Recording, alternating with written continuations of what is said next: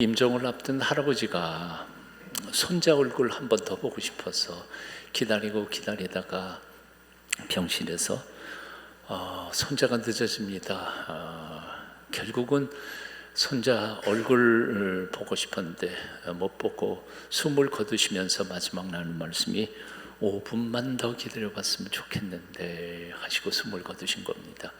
김영석 교수의 할아버지 얘기입니다. 청년 시절에 이분이 조그만 소책자로 수필집을 하나 낸 게 있는데, 김영석 교수님이요, 그 제목 자체가 바로 이거였습니다. 5분만 더 기다려봤으면 좋겠는데. 그리고 그 소책자 맨 마지막 장에 제목이 똑같을 거고요, 바로 이 사연을 김영석 교수가 적어놨습니다. 그때 당시에는 교통도 별로 안 좋고 연락하는 것도 어렵고, 그러니까 저 지방에 내려가서 강의하던 김영석 교수에게 할아버지 소식이 들리긴 했지만 부랴부랴 달려왔지만 할아버지 얼굴을 못 본 거지요. 5분만 더 기다려봤으면 좋겠는데, 그게 그 할아버지의 마지막 말씀이었다는 겁니다. 그렇습니다. 내 인생 죽음이 아직도 먼 것이라고 생각하지만 사실 마지막 순간이 되면 우리는 5분도 지체할 수 없는 게 우리의 인생이라는 겁니다. 그래서 우리는 항상 오늘이 나의 마지막 날인 것처럼 정말 최선을 다해서 살아야 할 이유가 바로 우리에게 있는 법입니다. 모세는 그래서 이런 기도를 하나님 앞에 올려듭니다. 우리의 연수가 70이요 강건하면 80이라도 그 연수의 자랑은 수고와 슬픔뿐이요 신속히 가니 우리가 날아가나이다. 누가 주의 노여움의 능력을 알면 누가 주의 진노의 두려움을 알리까.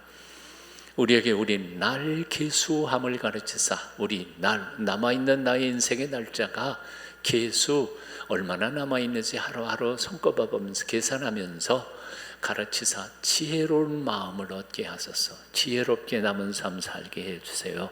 모세의 정말 멋진 기도입니다. 우리 한번 같이 읽어보실까요? 함께 읽습니다. 시작.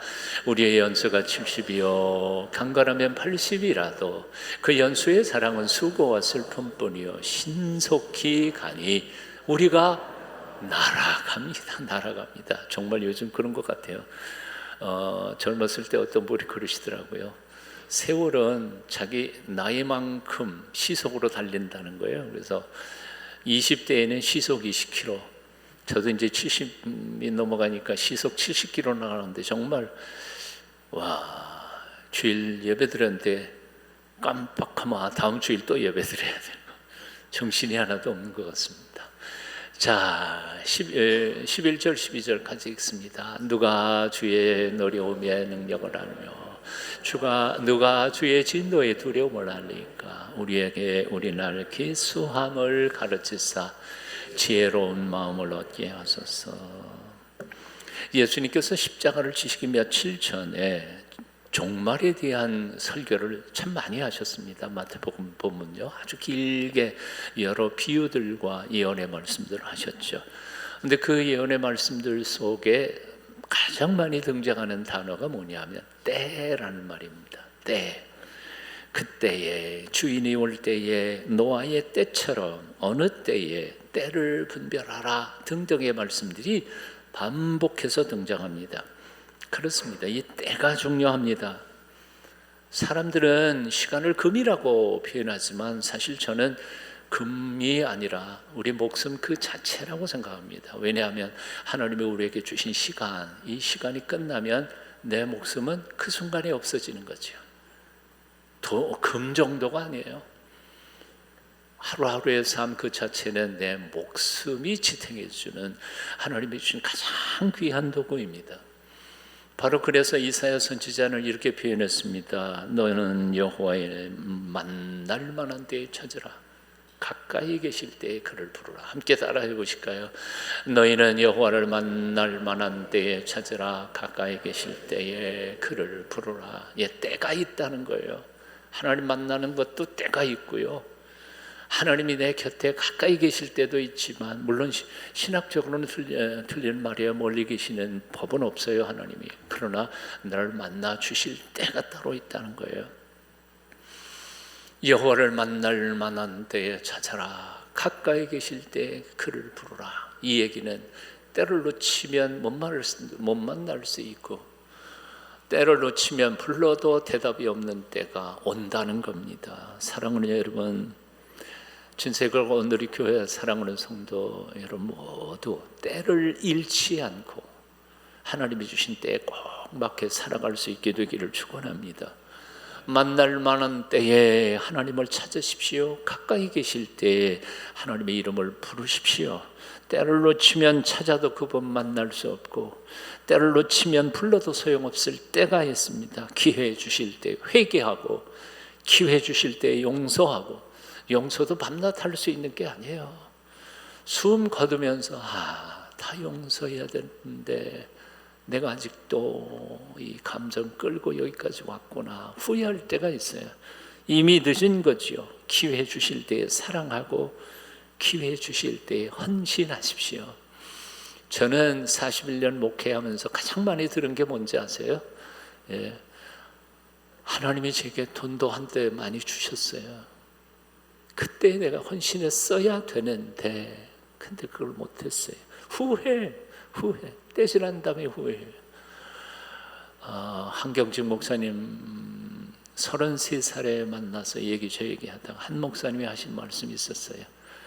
신의주 제2교회에 거기 일제 압박에 피해서 장로님 운영하시던 과수원에 숨어 계시던 때가 있었는데요. 서울에 돌아오신 다음에 그 장로님이 항상 하는 후회 말씀이 있었대요.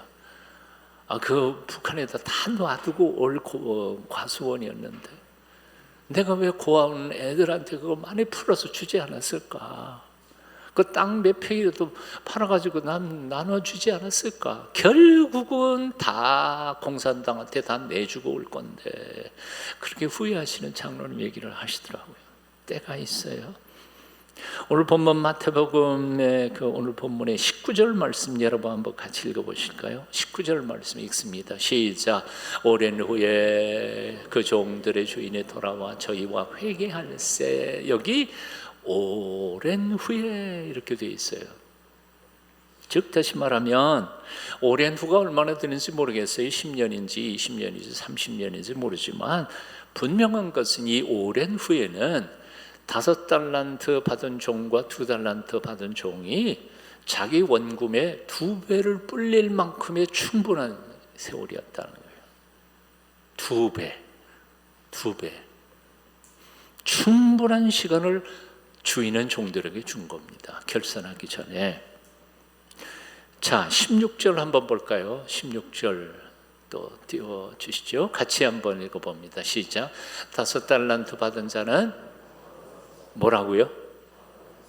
곧바로 갔어요. 주인한테 돈을 받자마자 곧바로 가서 뭐 했어요? 장사했어요. 즉 다시 말하면 지체하지 않았다는 겁니다. 주인이 기회 주실 때에 기회를 잃지 않고 바로 가서 일해서 장사해서 돈 벌었다는 거죠. 자, 그럼 2달란트는 어땠을까요? 2달란트 받은 자, 시작. 2달란트 받은 자도 그같이 하여는 뭡니까? 바로 가서 5달란트 받은 사람하고 똑같아요. 바로 가서 지체하지 않았어요. 그러니까 두 종들은 주인이 준 기회를 놓치지 않기 위해서 즉각 행동한 것입니다. 주인이 돈을 맡기자마자 바로 가서 일했습니다. 그래서 주인은 그 두 종에게 이렇게 말한 겁니다. 착하고 충성된 종아, 칭찬했습니다. 착한 사람이 누굽니까? 주인이 기회 주실 때 기회 잃지 않고 최선을 다하는 사람이 착한 사람이에요. 누가 충성된 종입니까? 기회 주실 때 게으르지 않고 열심히 일한 사람이 충성된 종입니다. 그런데 돌아보면 많은 사람들이 자신의 게으름을 깨닫지 못하고 주어진 시간이 작게 너무 짧았다고 불평해요. 너무 짧았다고. 조금만 기회를 더 주었으면 내가 돈 좀 벌었고 헌신도 했을 텐데 자기는 주어진 시간이 짧았다 그래요. 네, 하나님은 충분한 시간을 줬어요. 어떤 사람들은 내게는 남들처럼 좋은 기회가 주어지지 않았다고 불평하는 사람들도 있어요. 근데 곰곰이 생각해 보면요, 모든 인생들에게는 분명히 기회 몇 번쯤은 줘요. 돈 벌 수 있는 기회, 헌신할 수 있는 기회, 하나님을 영화롭게 할 수 있는 기회 몇 번쯤은 다 줘요. 우리가 그거 다 놓친 거예요. 문제는 우리가 게을렀고 쓸데없는 잡기에 능했기 때문에 시간도 돈도 다 모자란 겁니다. 본질적인 것보다는 비본질적인 것에 한눈 팔면서 살다가 보니까 세월도 낭비하고 돈도 다 낭비해버린 겁니다. 장사하는 사람이 내기 바둑에 빠지면 장사 못합니다. 나 그런 사람 참 많이 봤습니다. 우리 교회 옆에가 동대문 시장이니까 동대문 시장 신방 가보면요, 장기 뜨느라고 손님 가는지 오는지 그것도 못 봐요. 사업가가 내기 골프에 미치면 사업 못해요. 그런 사람도 봤다니까요. 내기 골프에서 자기 재산 날린 사람 한두 명이 아니에요. 장로님도 있어요, 그 중에. 여가는 여가고 잡기는 잡기일 뿐입니다. 잠시 맛보는 것으로 끝나야 합니다. 저도요, 성격이 하나 뭘 시작하면 아주 폭 빠지는 사람입니다. 부산에서 목회할 때 전도사 시절에 우리 교회에 사찰 집사님이 바둑을 엄청 잘 두셨어요. 내 기억으로는 아마 5급인가 4급쯤 되는 것 같았어요. 그 양반이 전사님 월요일 날은 쉬는 날이니까 가르쳐 준다고 가르쳐 주셨어요. 배우다 보니까 욕심이 생겼어요. 그래갖고 이제 이겨 먹어야 되겠는데 처음 배운 사람이 어떻게 이겨요? 그래서 바둑책도 아만큼 사다가 바둑의 맥점부터 시작해서 공부 열심히 했습니다. 제가 한 번 하면 열심히 하니까. 그러다가 맞두기 시작하는 정도까지 왔습니다. 밤을 패요. 우리 사찰 집사님하고 전도사가. 그러다 보니까 어느 순간인가 기도할 시간 없지, 성경 볼 시간 없지, 어느 순간에 내 영혼 속에 주님께서 경고하신 말씀이 들었어요. 탁 깨닫는 순간, 이건 아닌데 내가 이러다가 내가 뭘 할라. 그래서 그날로 바둑판, 내가 가지고 있었던 바둑책 몽땅 들어다가 집사님한테가 맡기고, 나 이제 오늘부터 안 할 거야. 지금까지 이제 바둑을 한 번도 안 잡았습니다. 가끔은 바둑 TV에서 수 보면 이렇게 가끔 여가시간에 보기도 하지만 이제는 손 안 잡습니다. 우리 손자하고 지난 여름에 가서 그저 애들 가르쳐 주느라고 손 잡아본 적 있고 든 적이 없어요. 오래전에 미국 유학 가서 같은 교회, 한인교회 집사님 한 분이 목사님, 여기는 골프가 너무 싸요. 여기서 배워가세요. 그 양반 꼬임에 넘어가서 거기는 그냥 바로 필드니까 가서 그 양반 골프채 다 들고 와가지고 나 가르쳐 준다고 신난다고 가르쳤어요. 잘 아시지만 골프가요, 폼 잡고 공 맞추기가 얼마나 어려워요. 밤낮 헛스윙만 하죠. 그러다가 어느 순간에 홍수로 딱 맞았어요. 근데 그 하얀 골프공이 파란 하늘로 쫙 뻗어가는 거 보니까 나 이거 미치겠다. 나 이거 미치면 나 공부 못한다. 그래서 그날로 집사님한테 죄송해요. 저 가르쳐 주시는 건 고마운데 나 공부하러 왔는데 나 이거 골프 배우고 가면 안 되니까. 골프 안 쳤어요. 목사들 중에도 지금은 골프 많이 하지만 저는 못합니다. 아까도 얘기했지만 여가는 여가요, 잡기는 잡기일 뿐입니다. 그걸 업으로 삼으면 사업도 못하고 교회 봉사도 제대로 못하고 하나님께서 내게 주신 사명 제대로 감당할 수도 없습니다. 시간도 모자라고 돈도 다 낭비해버리고 하나님을 위하여 이웃들을 위해 봉사하고 섬길 시간도 돈도 없어요. 저는 오늘 본문을 묵상하면서 궁금한 거 한 가지가 있습니다. 그건 뭔가니 남들, 즉 5달란트, 2달란트 종들이 자기 원금의 2배를 남길 만큼 그 1달란트 받은 종은 뭐 하고 있었을까 하는 거예요. 아까도 얘기했지만 충분한 시간이라고 그랬잖아요. 그게 10년일지 20년일지 모르는데 그동안 뭐 했을까 하는 거예요. 뭐 했을까요? 빤빤 놀았겠지요. 5달란트 받은 자는 5달란트를 가지고 열심히 일해서 5달란트 남겨서 10달란트를 주인한테 가져왔습니다. 2달란트 받은 사람도 2달란트 열심히 일해서 2달란트 보태서 4달란트를 가져왔습니다. 원금과 그리고 이익금 같이 해서. 남들은 원금의 2배를 남기는 그 오랜 세월 동안 도대체 이 종은 뭘 했냐 하는 거죠. 한마디로 얘기할 수 있죠. 주인을 위해서 한 일 아무것도 없어요. 놀고 먹었어요. 게을렀어요. 주인의 말처럼 그는 실로 악하고 게으른 종이었어요. 그런데 어떻게 생각해 보면 이 사람의 죄는 대단치 않은 것 같아요. 그렇지 않아요? 대단치 않은 죄. 왜냐하면 이 종이 거짓말한 것도 아니에요. 사기친 것도 아니에요. 주인의 재산을 횡령해서 없애버린 것도 아니에요. 오히려 주인의 재산을 한 푼도 축내지 않고 다 갖다가 잘 보관했다가 가져온 거예요. 어떤 의미에서 이 종은 굉장히 정직한 사람이에요. 굉장히 정직한 사람이에요. 그런데도 불구하고 주인은 이 종을 호되게 꼬집고 준 것까지 빼앗아서 남에게 주고 그리고 내쫓아 버렸어요. 악하고 게으른 종이라고 말했어요. 왜 그랬을까요? 뭘 잘못한 거예요, 이 사람이? 이유는 딱 하나입니다. 주인이 그 돈을 맡긴 이유를 몰랐어요. 이유, 왜 맡겼느냐 하는 거예요. 그 주인의 마음을 읽지 못하고 주인의 뜻대로 행하지 않은 게 그가 한 악한 종이에요. 자, 그렇다면 주인은 종에게 돈을 맡기면서 뭘 하라고 종에게 돈을 줬을까요? 이유는 간단해요.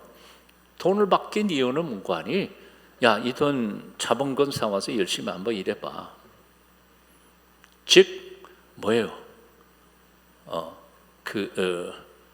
자본금 좀 줘서 아랫사람 훈련시키는 거예요. 사업 훈련시키는 거예요. 그거 말아먹어도 괜찮아. 그건 사업하는 방법, 경력을 쌓았는데 들어간 수업비라고 생각하는 거예요. 그런 게 주인의 뜻이었어요. 엄마가 형에게 어린 동생 잘 보고 있어 하고 부탁하고 밖으로 나가셨습니다. 그런데 잠시 후에 돌아보니까 어린 동생은 똥 오줌 다 싸놓고 거기서 놀고 있어요. 형은 잘 보고 있어. 맞는 말이에요. 엄마가 형 보고 동생 잘 보고 있어 그러면 잘 보고 있으란 말이 아니라 그 아이 도우란 말 아니에요. 1달란트 받은 적이 꼭 그렇게 한 거예요. 주인의 돈을 맡겼더니 정말 맡았다가 그대로 돌려드린 거예요. 주인의 뜻은 돈을 지키는 게 아니라 그 돈 가지고 열심히 일하라는 거예요. 경험을 쌓아서 후에는 더 많은 자본금을 대줘도 그걸 충분히 경영할 수 있는 경영인으로 키워가고 있었던 거지. 그 뜻을 몰랐던 거예요. 사실 오늘 본문에도 나오지만 2000년 전에도 은행이 있었어요. 돈 맡아놓고 이자 받아먹을 수 있는 데가 있었다고요. 근데 그것도 아니고 이자도 못하지 않고 그대로 가져왔다는 것 자체가 이 주인에게는 배신감 느낀 거죠. 실제로 있었던 사실이라고 합니다. 돈은 많았지만 상속자, 즉 자식이 없는 미국의 어떤 거부가 자기가 죽은 다음 이 재산 어떻게 할지, 관리 어떻게 할지가 너무 걱정이 됐던 거예요. 오래전에. 그러다가 자기 친구가 소개해주는 아주 훌륭한 친구 청년을 하나 만나가지고 얘기하다가 보니까 정말 똑똑하고 그리고 참하고 정직하고 그래요. 그래서 그 아이가 선뜻 지금은 $10,000은 적은 돈일지 몰라도 예전에 한 10년 전만 해도 $10,000은 엄청 큰 거니까요. 지금도 큰 돈입니다만 $10,000을 딱 주면서 야, 이거 너 쓰고 싶은 대로 써. 이 만불을 딱 받아가지고 나오는 이 청년은 생각한 거예요. 아, 이 회장님이 나의 정직성을 테스트하는가 보다. 그래서 그걸 그대로 받아가지고 은행에다 딱 넣고 한 푼도 안 썼어요. 1년 지난 다음에 그 회장님 불렀어요. 불러가지고 묻는 거예요. 야, 너 그 돈 만불 가지고 뭐 했냐? 그랬더니 딱 여기 있습니다. 은행 원금에다가 은행 이자 보태가지고 다 내는 거예요. 그 부자가 크게 실망하며 이렇게 말했다고 합니다. 아니, 그 돈으로 그렇게도 할 일이 없었냐? 내 장래를 위해서 공부를 하든지 새로운 일을 아이디어를 내서 투자를 하든지 얼마든지 창조적으로 그 돈을 쓸 수 있었는데 겨우 은행 이자나 받아가지고 오냐? 나는 은행 이자 받을 줄 모르는 줄 아냐? 너 나가. 난 내 꼴 보기 싫어. 그리고 쫓아냈다는 거예요. 한 달란트 받은 종이 바로 그런 실수를 한 것입니다. 그가 지은 죄는 부정직의 죄가 아니었습니다. 주인의 뜻을 오해하고 맡은 것으로 열심히 일하지 않은 불충성의 죄였습니다. 그래서 주인은 그를 향하여 악하고 게으른 종이라 책망한 것입니다. 오늘날 너무나 많은 이들이 하나님께 많은 것을 받아놓고도 일하지 않습니다. 주님이 주신 시간과 재능과 재물과 능력들을 땅에 파묻어 놓고 게으르게 놀고만 있습니다. 하나님의 말씀을 배우면서도 그 말씀을 지켜 행하려고 하지 않습니다. 하나님의 명령을 들었으면서도 그 명령에 순종하지 않습니다. 겉으로는 아무런 문제가 없는 신실한 크리스찬들처럼 보이지만 하나님의 눈에 보시기에는 정말 악하고 게으른 종들로 변질되어 가고 있습니다. 지난 2025년 어떻게 사셨습니까? 하나님께서 허락하신 그 많은 기회들, 기회할 수 있는 기회, 회개할 수 있는 기회, 사랑하고 용서할 수 있는, 섬길 수 있는 그 많은 기회들을 어떻게 보내셨습니까? 하나님은 우리에게 1년 365일 8160시간 48만 9,600분을 주셨습니다. 죽음 앞에서는 5분도 더 연장할 수 없는 그 소중한 시간들을 우리는 어떻게 보내느냐 그겁니다. 새해를 맞이하면서 올해는 저절로 잘 되겠지, 잘 될 거야, 하나님이 도와주시면 좋겠어, 그렇게 희망적인 생각만 하지 말고 작년에 나의 허물과 잘못을 온전히 회개하고 고치지 않는다면 올해도 똑같을 겁니다. 이사야 5장에 보면 타락한 이스라엘 백성들을 향하여 여호와 하나님께서 탄식하며 부르는 노래, 슬픈 노래예요. 이 노래 가사를 생각해 보면 너무너무 슬퍼하는 거예요.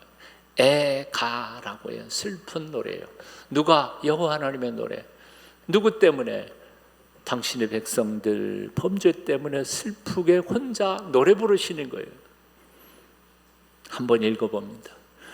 나는 내가 사랑하는 자를 위하여 노래하되 내가 사랑하는 자의 포도원을 노래하리라. 내가 사랑하는 자에게 포도원이 있으며 심히 기름진 산내로다. 땅을 파고 돌을 취하고 극상품 포도나무를 심었도다. 그 중에 망대를 세웠고 또 그 안에 술투를 팠었도다. 그 다음에 슬프지요. 전 포도 맺기를 바랐더니 들 포도를 맺었도다.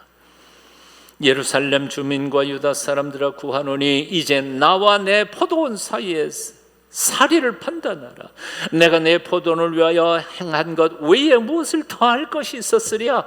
내가 좋은 포도 맺기를 기다렸거늘 들 포도를 맺으면 어찌 됨인고. 여호와 하나님의 마음에 탄식, 아픔이 느껴지십니까? 요즘 혹시 하나님이 나 때문에 슬픈 포도원의 노래를 부르고 계시는 건 아닌지 정직하게 돌아봤으면 좋겠습니다.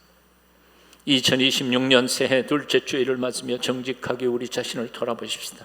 지난해 하나님이 주신 귀한 기회를 잃고 게을렀던 죄, 사랑하고 섬길 수 있는 시간들을 낭비한 허물과 죄를 회개하며 다시 한번 밑바닥에서부터 혀를 깨물고 다시 시작해 보십시다. 하나님 긍휼이 풍성하신 하나님이라 우리에게 다시 기회 주실 줄로 믿습니다. 오늘 본문 다시 19절 읽어봅니다. 오랜 후에 그 종들의 주인이 돌아와 저희와 회개할세. 한 번 더 같이 읽어보실까요? 오랜 후에 그 종들의 주인이 돌아와 저희와 회개할세. 그래요. 오랜 후가 얼마인지 모르지만 하여튼 시간이 딱 정해진 그 시간, 결산할 때가 들어오면 주인이 돌아오신 거예요. 주인이 계산하자. 맡겨놓고 계산 안 하는 주인은 없어요. 반드시 그때가 있다는 거예요. 마찬가지로 복음서에서 수도 없이 많이 등장하지만 예수님께서도 가까운 미래에 다가오셔서 우리와 청산하실 때가 온다는 거예요. 성경은 곳곳에서 이 재림과 심판에 대하여 예언하고 말씀하고 계십니다. 마태복음 16장 27절입니다. 인자가 아버지의 영광으로 그 천사들과 함께 오리니 그때에 각 사람의 행한 대로 갚으리라. 그때에 각 사람의 행한 대로 갚으리라. 로마서 2장 6절입니다. 하나님께서 각 사람에게 그 행한 대로 보응하시되 참고 선을 행하여 영광과 존귀와 썩지 아니함을 구하는 자에게는 영상으로 하시고 오직 당을 지어 진리를 좇지 아니하고 불의를 좇는 자들에게 노아 분으로 하시리라. 로마서 14장 10절 우리 함께 같이 읽어봅니다. 시작. 우리가 다 하나님의 심판대 앞에 서리라 기록되었을 때 주께서 가라사대 내가 살았노니 모든 무릎이 내게 꿇을 것이요 모든 혀가 하나님께 자백하리라. 자백하리라.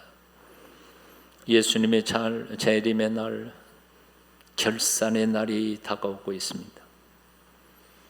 하지만 꼭 예수님의 재림만이 나의 결산은 아닙니다. 내가 죽는 그 날이 내 인생의 결산일 수 있습니다. 내 죽기 전에 예수님 재림하지 않으셔도 내가 죽는 그날, 그래서 예수님 앞에 딱 서는 그날이 나의 인생의 결산의 날일 것입니다. 그때 주님은 물으실 겁니다. 내게 주신 시간에 대하여 물으실 겁니다. 나는 내게 하루 24시간 1년 365일 70년의 세월을 주었다. 너는 그 시간 동안 뭘 했니? 나와 청산하자 하실 겁니다. 그때 주님은 나의 몸에 대하여도 물으실 것입니다. 나는 내게 건강한 육체를 주었다. 그 몸을 어떻게 관리했으며 그 몸으로 무엇을 했나? 청산하자 그러실 겁니다. 주님은 내게 주신 재물에 대하여도 물으실 것입니다. 나는 내게 충분한 재물을 주었다. 그것을 다 어디에 썼니? 물으실 겁니다. 주님은 우리에게 명령하신 그 명령에 대하여도 물으실 겁니다. 나는 내게 서로 사랑하라고 간곡하게 부탁했다. 넌 얼마나 사랑했니? 얼마나 용서했니? 내가 너를 믿고 맡긴 사명 너를 왜 잊어버렸나?